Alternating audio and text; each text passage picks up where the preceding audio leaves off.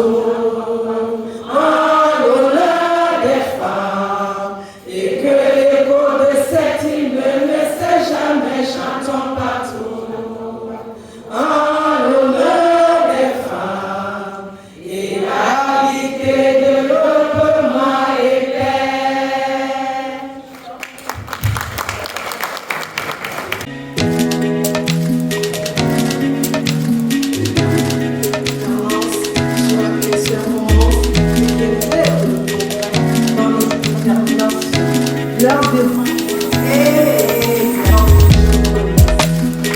La date du 8 mars est inscrite dans les annales de l'histoire car elle consacre l'engagement de la communauté internationale à œuvrer pour que la femme soit considérée comme un maillon essentiel de l'élaboration et de la mise en œuvre des politiques de développement durable fondées sur le principe de l'égalité du sexe. Nous sommes toujours les seules victimes.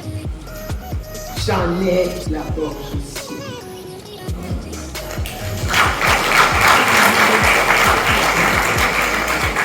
Mesdames et messieurs, je vais bientôt finir.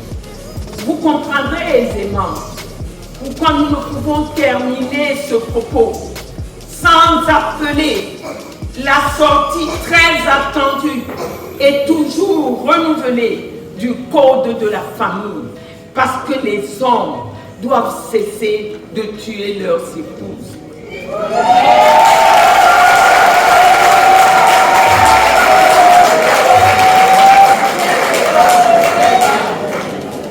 Le thème de cette année, en insistant sur le rythme, rend compte de ce qu'il reste encore à faire, malgré les avancées fort appréciables sur les droits des femmes. L'égalité femmes-hommes est un facteur dont la prise en compte est désormais incontournable dans l'élaboration et la mise en œuvre du programme et projets qui épousent la vision d'un développement durable tel que défini par la SND 30. Je suis une femme, c'est une femme qui vous parle, une sœur, une amie.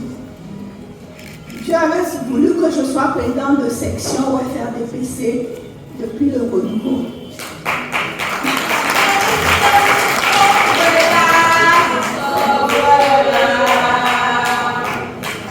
Sans interdiction. Et jusqu'à ce jour, je suis présidente de section. Alors je ne peux pas assister ici aujourd'hui, voyant toutes ces dames, et ne pas laisser quelque chose. C'est très peu, mais je coutume aussi à dire que les petits ruisseaux faisaient les grandes rivières.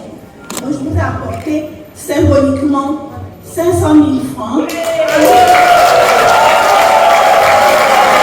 Je vous prie d'accepter à l'occasion de ce lancement ce petit franc, mais il vient du cœur et avec désintéressement. Merci. Je dis dernièrement, maman, c'est pas dans toutes les régions qu'on trouve une vice-présidente du Sénat. Mais le littoral a une vice-présidente du Sénat. Nous disons merci.